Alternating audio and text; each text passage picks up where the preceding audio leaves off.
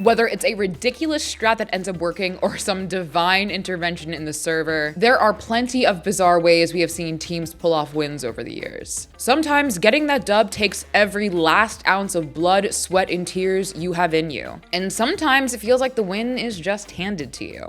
It's been more than once that Onigod has hit that particular shot on Color Hex. In the last like 3 or 4 minutes, he's hit a couple of them. Fusions is alone. On point. Don't C9. Oh my word. Point. Okay, I'm done. Yep. I'm done. Well, there it is. That was, yeah, oh no, Only God says in chat. Today, we are counting down the weirdest ways to win in esports. But before we get into it, I have to remind you guys, as always, hit the like button, the subscribe button to ring that notification bell, and check the link in the description for our lovely merch. And now, let's get into some truly baffling ways to win in esports. Starting off our list is a wild series of events kicked off by a simple missed jump. Laughing at his opposition, that's Mousesports out of this now. They're going to be full tilt. During map 1 of the quarterfinals of their Boston Major matchup, Mousesports actually had Fahey on the ropes. All they had to do was complete a simple 4v2 retake and was off to cash. Unfortunately, Sunny had other plans. Oh, he's committed suicide. Sunny. What? He jumped up and cratered. Of all times to do this. No. How has this happened? I've never seen anything like it. A lock-in. It seemed like it was done. I was ready to wrap this map up, but out of nowhere, Sunny just disappears off the server. 2 versus 1 now for Robs. He's got nothing left in this round. He has no kit, no nades, no information, and that's it. Faze keep the dream alive here somehow. He jumps. Oh, he hit the roof. He missed. That's such a blunder. What's he done that for? You don't need to jump, you can just walk off and get towards the hut. I think he assumed it was done. If they lose now, Matt, oh God.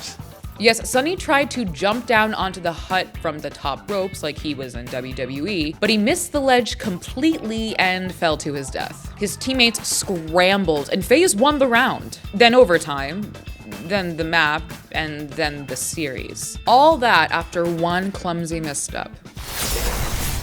In Overwatch, Ash's companion and ultimate ability, Bob, mainly exists to disrupt and play bodyguard, but it turns out he can also clutch around all on his own. Hey, Bob counts. Yep. Bob counts as a extra member. If the payload says he counts, then he counts. And the payload definitely said he counts. At the OWL Summer Showdown qualifiers, the struggling LA Valiant were looking to turn the series around and pick up a map win. All they had to do was push the payload half a meter and they would have won. Unfortunately, the Hangzhou Spark all but boxed LA out of the objective, except for Bob. Alfie gets to the point, Dynamite there, that's going to hit multiple members. Shout counter, Bob goes in, takes out Alfie. They're starting this point from a 4v5. Yes, they have the beat advance, but they still have the point. Bob was the one who capped it for them! During the final seconds of map 3, Easy Han yeeted his Bob at the payload, causing the Spark to retreat. But in doing so, they let Bob secure the objective and the map. What made the map win even more impressive was that this was the only one LA managed to get against Hangzhou, and given LA's rough year overall, that one clutch Bob was probably one of their biggest highlights. But listen, if it works, it works. Honestly, this might be best of the year, alright? What if I told you it was possible to win a match before it even started, or after you've already lost? Eris has just communicated that a player called Pot, who was on the team that Strife is playing, I believe that team is FunMix, has just been banned. At the North American Open qualifiers for the Paris Major, Strife was set to face off against FunMix. But before the game could get underway, Pot, a player on FunMix, was banned. After waiting in the server for a while, the rest of the players finally found out what Pot was banned for. Cheating. Admin confirmed banned for cheating. Banned for cheating! Admin has confirmed! We have confirmed! On top of Strife obviously getting a forfeit win, a team who had already lost to FunMix earlier in the qualifiers, Goomba Stomp, were retroactively granted a win as well. W's don't come easier than that. Up next is when the Boston Breach proved that sometimes your best offense is a really, really good defense. Got a little standoff situation here on Fortress. I mean, this is Come on, Boston, do something. At the Call of Duty League Major 2 tournament, Boston Breach were facing off against LA Gorillas on Fortress, one of the most defender-sided maps in the history of COD. Now it looked like things were heading into overtime, so whoever got placed on defense would most likely win the map. With that in mind, Boston devised a pretty cheesy strat. If they lost the round but still had more overall kills, they'd get put on defense for overtime. And since they had a 10-kill lead already, Boston pretty much set their controllers down and waited out the entire round. Come on, Boston, do something. A 10-kill discrepancy right now between these two teams. That is so much right now for Boston. I mean, I think they're just going to be able to do it. In 30 seconds, you're not able to bump off towards 10, so. They're trying to get the final defensive round. Can we get a slow clap for this very slow gameplay? Come on, Boston! They're about to get defense. Unless LAG does something crazy. Boston Breach have set themselves up for success. I mean, dude, Call of Duty players are fiends. You asked for a slow clap, that lasted for 2 seconds. Everybody just started going like rapid pace. We just want the action, ready for the gunfights. But there you go, the least active round of Control of all time. It might not have been the most honorable way to win, but it certainly was inventive. Out here breaking records at Major 2. Let's go, baby! One more round, though, for Boston Breach. They played it to perfection. Defusing a bomb in real life may be an incredibly complicated and highly stressful situation. But in Counter-Strike, you hold E. Just make sure you have a kit on you. I'm so tired at the moment. I have no idea what happened. I actually unplugged everything and I was like ready to go.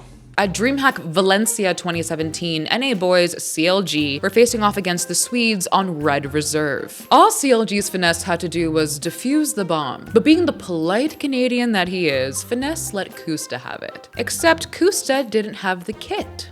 Finesse did. When this Molotov goes out, it's time for the push. It's all on Makalele 1v3, tapping away. Ricky snuffs him out, and CLG, they will pick this up 16-12. They win out the series in a 2-1 fashion. It was lengthy, but it was... No! Oh! The bomb was no time! No! You saw it, they even left the server! Makalele and Rusty disconnected! What? FNS! Two of Red Reserve's players had already left the server and were packing up their bags before they knew what had happened. Suffice it to say, CLG were mortified, and the Red Reserve eventually won the entire game in overtime. Yikes. This is absolutely ridiculous. CLG setting a new level for NA Counter-Strike. You want a surefire way to win any game? Beat the shit out of your opponent so they can't even play. Hold up, referee's doing something. I think it's over. Wait, is he? It's over. Oh, wow. I think it's a first round TKO. TKO. Oh my God. Allow me to introduce you to Smash Boxing, a mix between Super Smash Bros. And, of course, boxing. Two fighters enter and switch between rounds of boxing and sets in Smash. It ends when 2 Smash sets are won or a TKO happens. Finally. Stage, another edge itself. Oh! No! That's it! Oh! Dropped it! Fiction, that dog, of course he goes for it. He of course he takes that. This is looking almost impossible. And there it is. Fiction wins the match by melee. But in the match between Spud and Toussaint, things didn't go as expected. Although Spud won the first set of Smash, he was knocked around so badly in the following boxing round, the ref had to call it. 20 seconds on the clock. Spud just has to survive to make it 18-17. Standing count. One more and it's over, right? Yeah, I believe they didn't count the first 2 because of the issue with the headgear. Or at least the second one, right? Yeah, that's correct. So we're at 2. Are we at 2 right now? Wait. Just another is this day it? at the office. He's waving off. They're calling it. Hold up, referee's doing something. I think it's over. Wait, is he? It's over. Oh, wow. I think it's a first round TKO. TKO. Oh my God. So basically, Toussaint won without actually winning. Want a quick hack to win a 100K tournament? Make your opponents get so drunk that they miss your match the next day. What we are waiting on is the Immortals, who are, well, they're not quite seated just yet, but any moment, hopefully, it will be an Immortals freshened up and sitting down after that performance earlier that landed them here. So the story goes like this. At DreamHack Montreal 2017, Immortals were set to face off against North in the grand finals. However, a bunch of Immortals players didn't show up in time. In fact, they were so late, they actually had to forfeit the first map. We will not be seeing the first map of Mirage. It does look like the Immortals have forfeited it due to being late to the stage and to playing, and that's just the way the cookie crumbled, I suppose. I don't really know what else to say about that other than the process needs to be respected. As you can imagine, the next map didn't go too well for Immortals either, and North took home the 100K prize. Apparently, Immortals were late because they were sleeping off some hangovers, according to Finesse, whose team lost to them earlier in the tournament. And if that's not a weird way to win a grand final, I don't know what is. Last but not least, we have to give some respect to Leviatan, who turned an absolute clown fiesta into a massive W.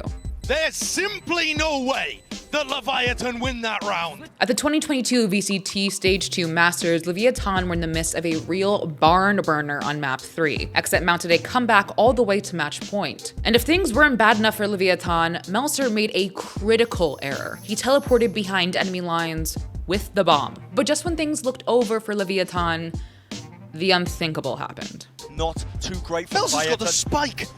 He's all the way in heaven, he's dropped it. That's the spike. The overheat moment. The positioning. What a blunder. What a whiff. It's match point for the way. You've got to be kidding me. They does the full damage. This is absolutely absurd. I've never seen anything like that. What am I witnessing? What am I watching? What? What? You've got to be kidding me! He died! He died! This is absolutely absurd! Oh my I've never seen anything like that. For those of you who are confused, allow me to explain. King blast packed up to heaven, got the kill, and retrieved the bomb. He then jumped back down, died to fall damage, but still passed the bomb off to Shy in the process. Leviatan denied the retake, pushing it to overtime and eventually won the series. Leviatan are clutch gods. They're also making major mistakes, but then they're still able to recover it. Yeah, I mean, it's just outlandish. And that's all we got for today. Did we miss any wild wins? What is the weirdest way you have won? Let us know down in the comment section below. Keep it clean, and I'll see you in the next one. Who has a vet appointment today, both of you? Listen, if they were to murder mommy, they would never leave a trail. I've taught them well. Think they would eat you, Liz? Maybe. I hope I'm tasty though, that's all. If my cats eat me, I hope they have a great time. Somebody once told me the world is gonna roll me. All right, that's the sound I think Goombas make when they get stomped on. Oh God! Put me in the Mario movie, y'all. Cowards.